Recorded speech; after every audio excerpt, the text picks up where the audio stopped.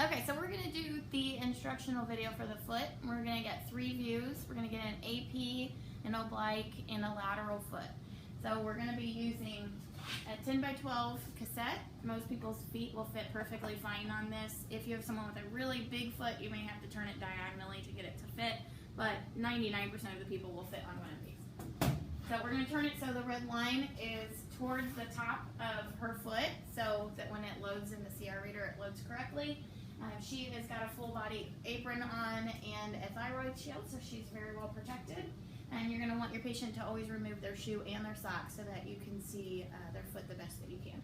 So I'm gonna have her put her foot flat down here on this IR, and she's just gonna put it right in the middle. And there's no detenting for this. I'm gonna try not to knock you out. There's no detenting for this. It's just gonna be a 40-inch SID. And you can move your tube to the center of the foot so that you're able to get the centering point where you need it to be.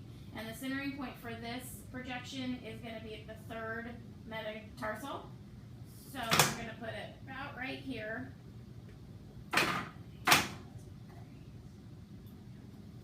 And I'm going to get my collimation just very vaguely set up here.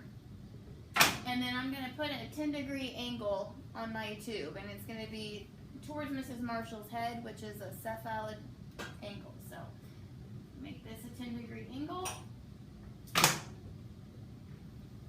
And I'm going to put it right in the middle for 3rd metatarsal. I'm going to collimate in as much as I can. And you just want to make sure that their foot is very flat. You don't want it rolled this way. You don't want it rolled this way. You're going to get the best image with no distortion if it's flat. And since this is her left foot, I'm going to use my left marker. I'm going to put it on the lateral side of her foot.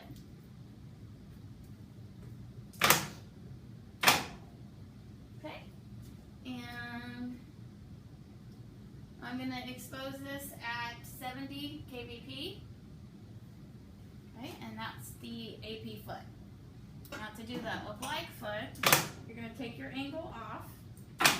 Don't have to move your patient too much, but what you are going to have to do is rotate the patient's knee and foot medially about 30 degrees.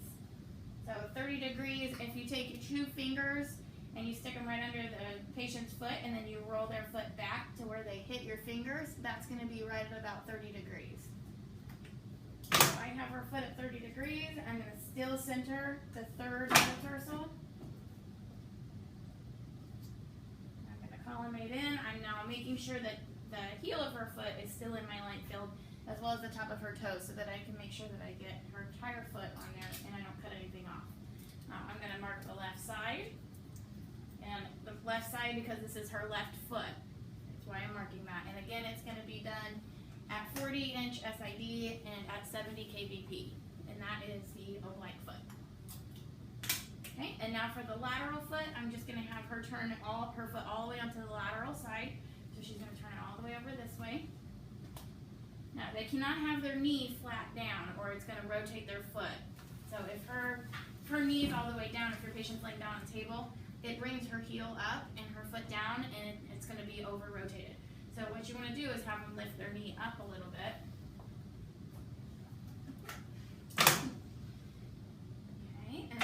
Center in the middle of her foot here.